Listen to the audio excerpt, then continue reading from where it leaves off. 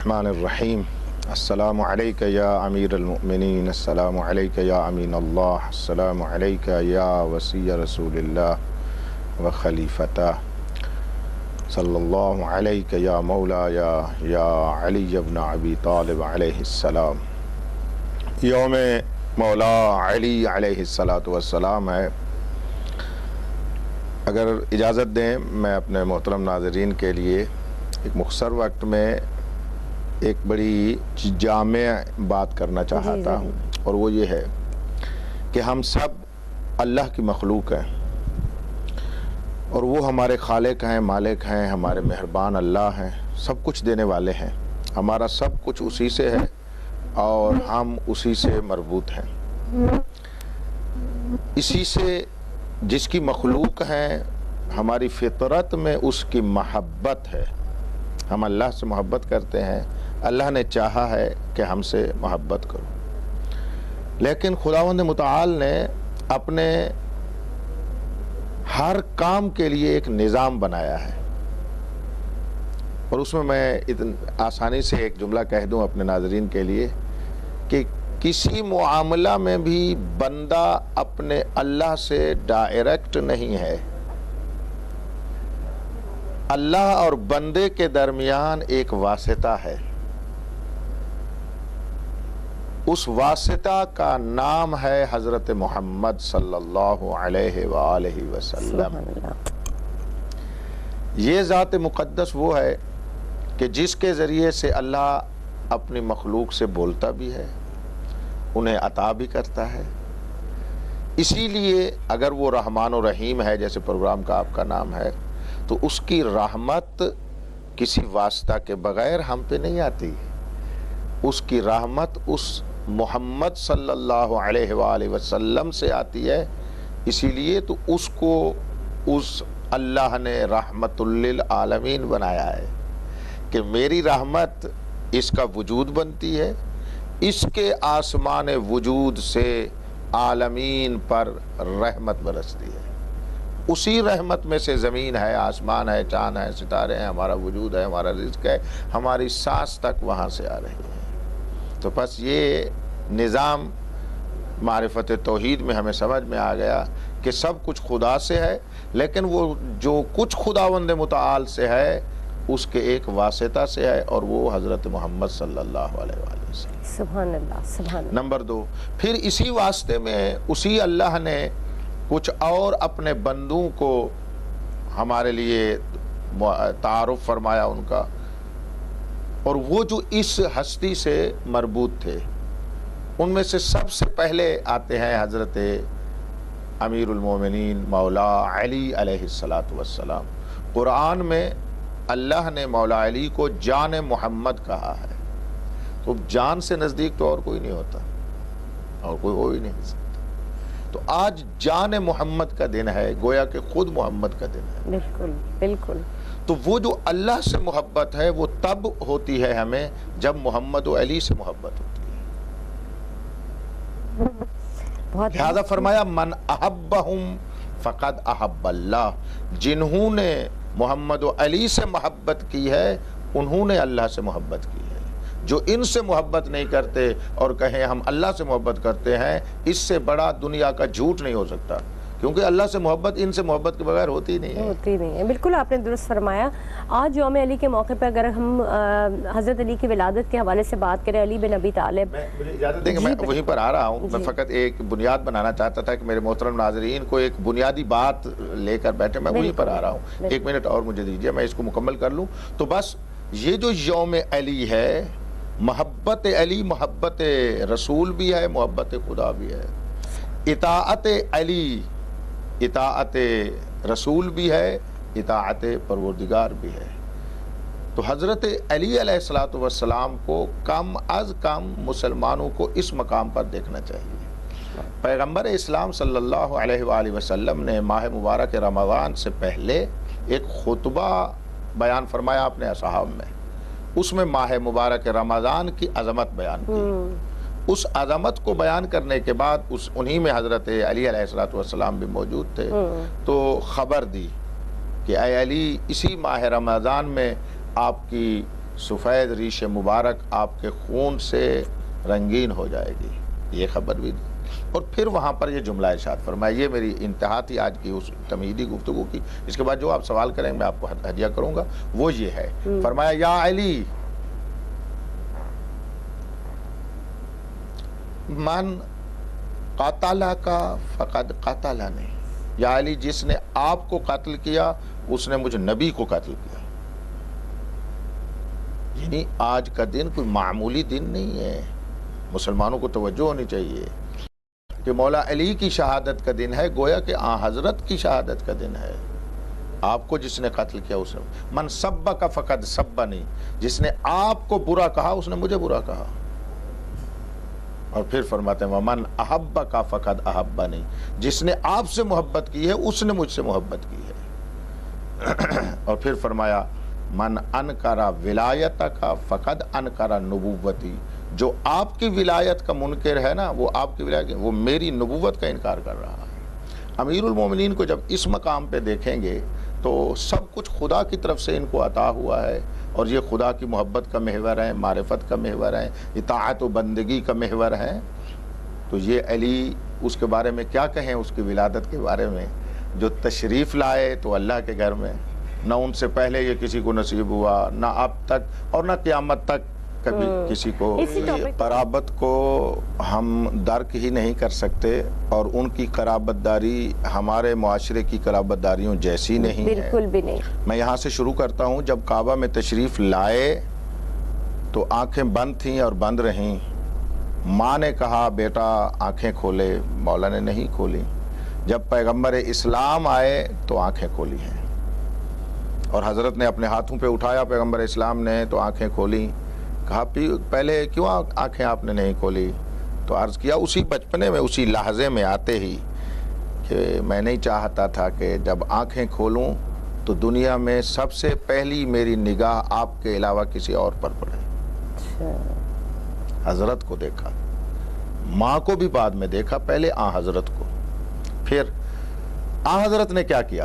وہیں پر اپنی زبان مبارک حضرت مولا علی کے دہن مبارک میں رکھ دی۔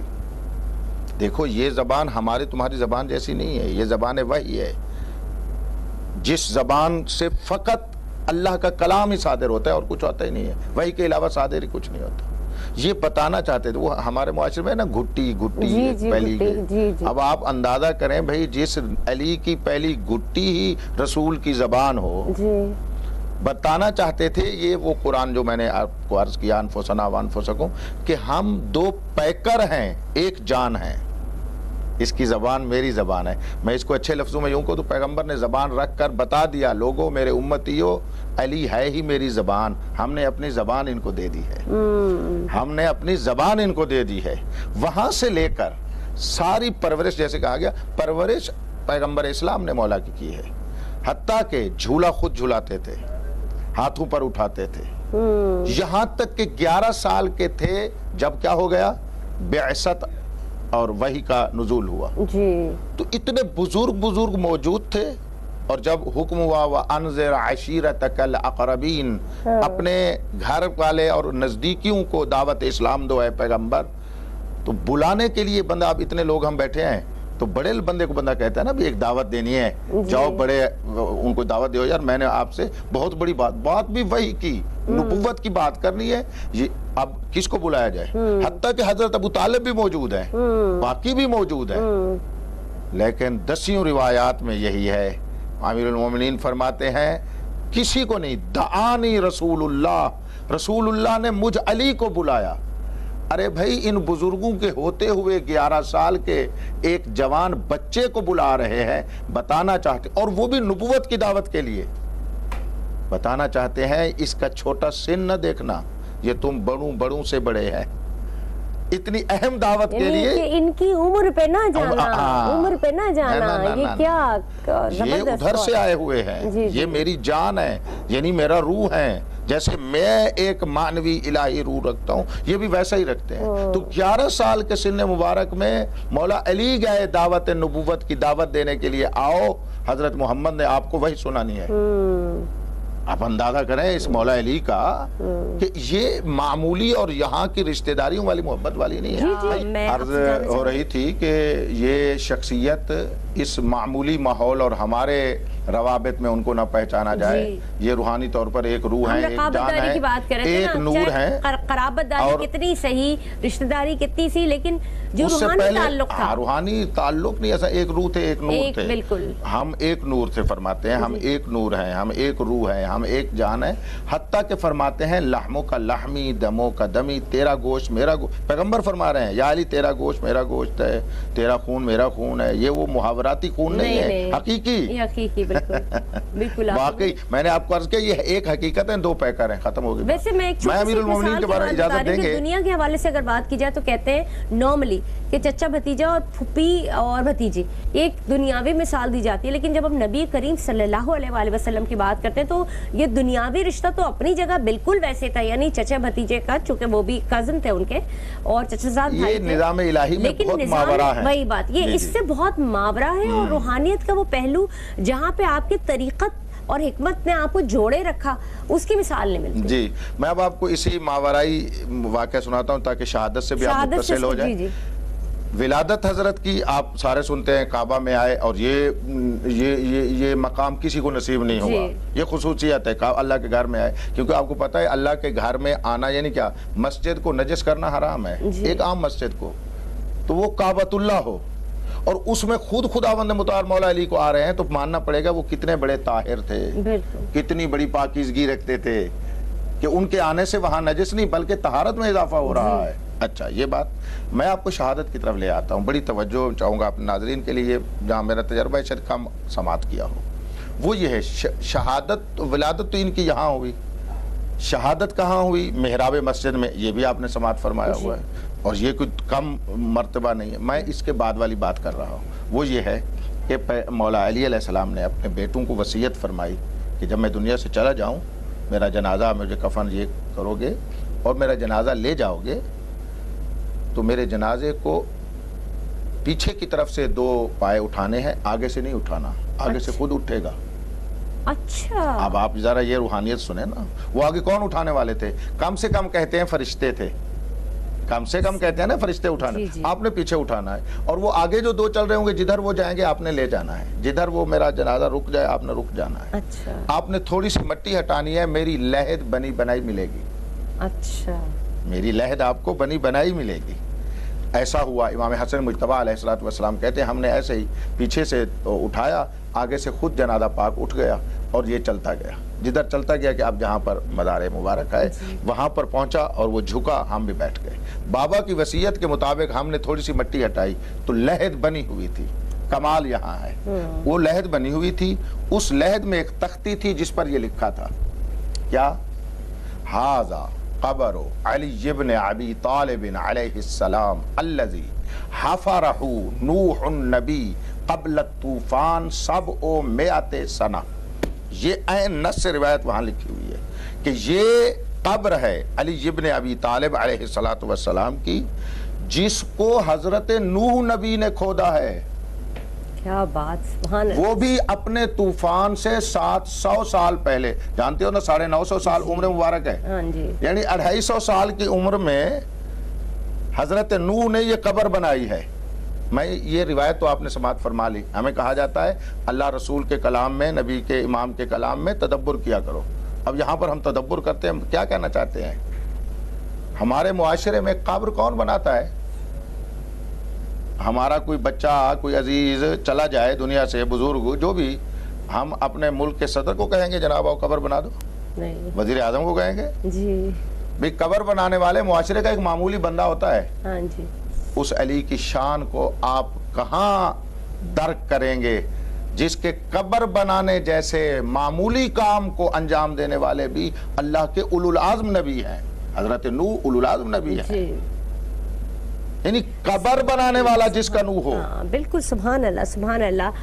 یہ آج یوم علی پر ہمیں پتہ ہونا چاہیے کہ ان کے دنیا کے آنے کے لمحے سے لے کر خاک میں جانے تک سب سلسلہ نور ہے. جو گفتگو کا لب لباب, کیا کہنا چاہیں گے؟ بس ایک ہی لفظ ہے, علی وہ اللہ کے عبد ہیں اور ہمارے مولا اور امام ہیں کہ جس نے اپنی پہلی سانس سے لے کر آخری سانس تک ہر لفظ ہر کلمہ خدا کی طرف سے بولا، خدا کے لیے بولا اور ہدایت کے لیے بولا۔ اور یہاں پر وہ میں پوری بات مکمل کر دوں مولانا کی کہ جب ارشاد فرمایا، وصیت یہ فرمائی میں زندہ رہا تو خود اگر نہ جاؤں، اس نے مجھے ایک ضربت ماری ہے، آپ نے بھی ایک ہی ضربت مارنی ہے۔ اوہ سبحان اللہ، اور وہی ایک ضربت سے وہ بھی فی النار ہو گیا، اس کو بعد میں قتل کر دیا، یہ تو بڑا تصحیح مکمل کر دی دیا۔ بات۔